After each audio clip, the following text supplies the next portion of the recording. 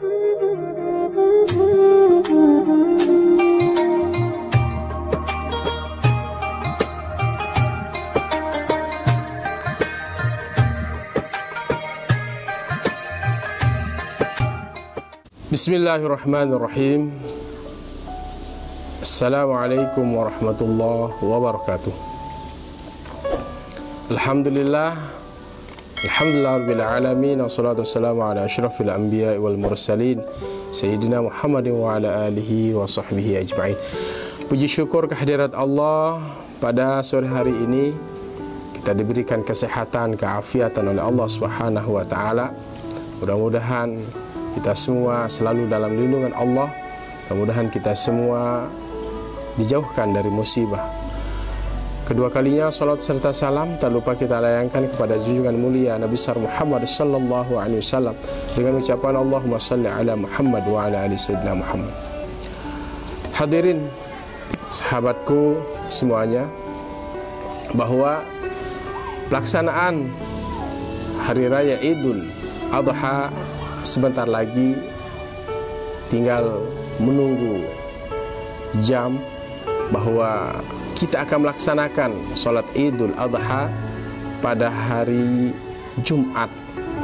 Pada hari itu kita semua bertakbir, membesarkan Allah Subhanahu wa taala, bertahmid, memuji Allah Subhanahu wa taala, bahwa hari itu adalah hari di mana kita melaksanakan sholat Idul Adha. Kita akan melaksanakan kurban. Ketika berbicara tentang kurban, bahwa kurban yang kita lakukan adalah untuk mendekatkan diri kita kepada Allah Subhanahu wa taala. Taqarruban ilallah, mendekatkan diri kepada Allah Subhanahu wa taala. Dengan berkurban kita akan mendapatkan ampunan Allah Subhanahu wa taala. Dengan berkurban kita ingin meraih berkah dari Allah Subhanahu wa taala sebagai pembersih jiwa kita, diri kita. Itulah kenapa kita harus berkurban. Dan berkurban tentunya amalan yang paling dicintai oleh Allah Subhanahu wa taala pada hari raya Idul Adha. Rasulullah menegaskan bahwa sebelum darah tersebut sampai ke tanah, maka ampunan Allah Subhanahu wa taala kita akan dapatkan. Darah tersebut akan sampai kepada Allah Subhanahu wa taala. Kita akan mendapatkan ampunan Allah Subhanahu wa taala sebelum darah itu terjatuh ke bumi.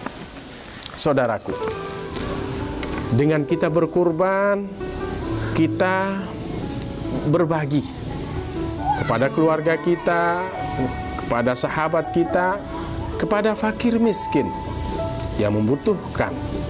Maka kurban itu ada dua hukum. Pertama adalah sunnah muakkadah. Kita semua disunahkan, dianjurkan untuk berkurban. 3 mazhab kecuali Imam Abu Hanifah. Imam Abu Hanifah mewajibkan kita untuk berkurban. Imam Syafi'i, Imam Maliki, Imam Ahmad bin Hambal, hukum berkurban adalah sunnah muakkadah, sunnah yang dianjurkan. Dianjurkan bagi kita yang mampu untuk melakukan kurban. Kurban akan menjadi tunggangan kita pada hari kiamat, di mana di padang mahsyar yang disebutkan bahwa pada mahsyar itu adalah tanah lapang yang tidak tinggi dan tidak rendah, dia rata, berisi dengan pasir. Begitu panasnya manusia di situ dikumpulkan, dan yang menyejukkan kita di padang mahsyar itu adalah amal soleh kita. Yang menjadi tunggangan kita adalah binatang kurban. Ketika kita berbicara tentang binatang kurban, bahwa binatang kurban yang kita kurbankan pada hari raya Idul Adha sampai dengan tanggal 13 bulan Zulhijjah 11, 12, 13. Batasnya adalah sebelum matahari tenggelam pada tanggal 13 bulan Zulhijjah. Berbicara tentang kurban, bahwa kurban itu harus dengan binatang yang paling terbaik. Dia tidak memiliki cacat. Binatang tersebut tidak boleh pincang. Maka binatang itu yang kita kurbankan itu yang harus terbaik, yang sehat, yang gemuk. Adapun binatang kurban yang paling afdal adalah unta, yang kedua sapi, dan yang ketiga kambing. Saudaraku, bahwa kurban, binatang kurban yang kita kurbankan pada hari raya Idul Adha atau 3 hari setelahnya, tanggal 11, 12, dan 13, rambut atau bulu dari binatang kurban tersebut setiap helainya akan mendatangkan kebaikan. Lalu kemudian Rasulullah menegaskan bahwa dalam sebuah hadisnya yang artinya setiap helai rambut atau bulu binatang tersebut akan mendatangkan kebaikan. Sahabat bertanya, bagaimana kalau dia bulunya begitu banyak? Rasulullah mengatakan setiap bulunya akan melahirkan kebaikan. Akan datang binatang kurban itu pada hari kiamat dengan utuh, kukunya, bulunya dengan utuh. Dia akan menjadi kendaraan kita, tanduknya juga. Nah, kita disunahkan untuk melakukan kurban. Jika kita mampu, berkurbanlah setiap tahunnya. Dan tentunya binatang kurban yang kita lakukan adalah harus kita berikan kepada orang-orang miskin.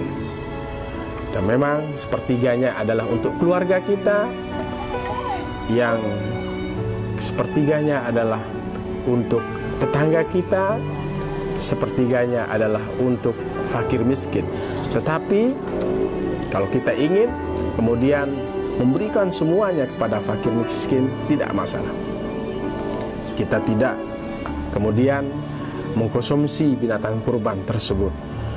Kalau kita ingin mengambil barakah, maka hanya kita mengambil beberapa potong daging untuk tabarukan. Kita berkurban yang kita lakukan pada bulan Idul Adha, yaitu pada tanggal 10 Zulhijjah, insya Allah akan mendatangkan barakah. Kita akan diberikan ketenangan oleh Allah Subhanahu wa Ta'ala. Kita akan diberikan kemuliaan oleh Allah Subhanahu wa Ta'ala. Maka hendaklah kita berkurban. Segeralah kemudian dagingnya diberikan, dan daging tersebut dalam keadaan mentah. Berbeda halnya dengan akikah. Akikah itu kita masakkan dagingnya dan kita undang orang-orang fakir, miskin, anak yatim piatu. Binatang kurban yang kita lakukan pada hari raya Idul Adha tanggal 11, 12, 13, maka ketika kita berkurban, binatang kurban tersebut kita berikan makan terlebih dahulu. Kita jangan sampai mengasah pisau di hadapan binatang kurban yang kita lakukan. Supaya apa? Supaya binatang kurban tersebut tidak merasa takut. Apalagi kita sengaja mengasah pisau kita di hadapannya. Caranya adalah pisau yang kita asah tersebut jangan sampai dilihat oleh binatang yang kita kurbankan. Luruskan niat kita pada Allah Subhanahu wa Ta'ala, bahwa niat kurbannya adalah untuk Allah Subhanahu wa Ta'ala. Perintah kurban dalam Al-Quran menyebutkan fasholli li rabbika wanhar, maka salatlah untuk Tuhanmu dan berkurbanlah. Yang mampu maka hendaklah berkurban setiap tahun. Upayakan Kalau misalnya kita mampu untuk membeli 1 ekor sapi, berkurbanlah dengan 1 ekor sapi. Kalau misalnya tidak mampu, maka 1 ekor sapi itu kita ber-7. Tidak boleh lebih dari 7 orang dalam 1 ekor sapi. Kambing cukup dengan 1 orang saja. Dan di dalam kita berkurban, saudaraku semuanya, ada kurban yang saya sudah sebutkan adalah hukumnya sunnah muakkadah. Ada yang kurban hukumnya wajib, yaitu kurban yang kita nazarkan. Seperti kita mengatakan, jika anak saya lulus dari sekolah atau dia sembuh dari penyakitnya, maka tahun depan saya akan berkurban. Maka hukum berkurban pada saat itu adalah hukumnya menjadi wajib. Semua dagingnya diberikan kepada fakir miskin, anak yatim piatu. Jangan kita sentuh. Kalau misalnya dagingnya binatang kurban tersebut kita telat untuk memberikannya, kemudian dia rusak, maka harus diganti binatang kurban yang baru. Masih ada kesempatan. Ada tanggal 11, ada tanggal 12, dan ada tanggal 13. Akan berubah hukumnya sunnah muakkadah menjadi wajib. Karena apa?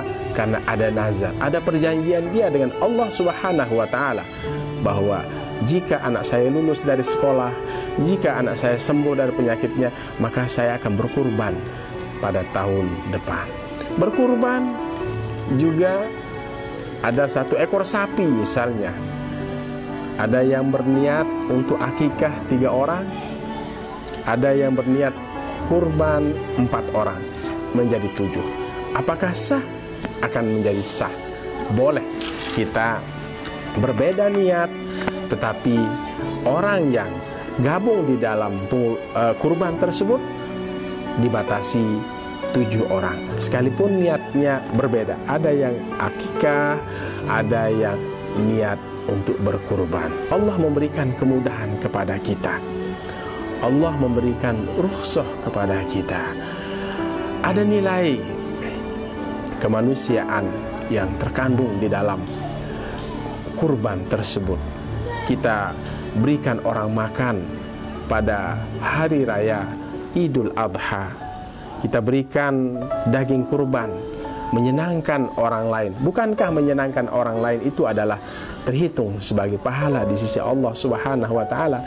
Maka hari raya Idul Adha itu adalah hari di mana kita semua makan, minum, dan berzikir kepada Allah Subhanahu wa taala. Hari kita bersenang-senang, hari kita bergembira. Orang fakir, orang miskin senang dengan daging yang kita bagikan. Maka daging itu kita bagikan kepada sekitar kita, orang-orang miskin yang ada di sekitar kita, orang-orang fakir miskin yang ada di wilayah kita. Kalau sudah cover semuanya, sudah tersentuh semuanya, jika ada lebih, maka daging kurban itu kita transfer, kita salurkan kepada orang yang membutuhkan, yang lebih jauh dari lingkungan kita. Nilai kemanusiaan, membantu orang lain, menyenangkan orang lain, dan itu akan terhitung sebagai pahala di sisi Allah Subhanahu wa taala. Dan itulah yang ingin saya sampaikan pada ulasan terkait dengan binatang kurban yang kita lakukan pada hari raya Idul Adha. Selamat hari raya Idul Adha. Mohon maaf lahir batin, kita saling memaafkan, dan kita laksanakan sholat Idul Adha dengan memperhatikan protokol kesehatan, menjaga jarak, memakai masker, dan cuci tangan. Mudah-mudahan kita diberkahi oleh Allah Subhanahu wa taala. Demikian bisa saya sampaikan. Assalamualaikum warahmatullahi wabarakatuh. Allah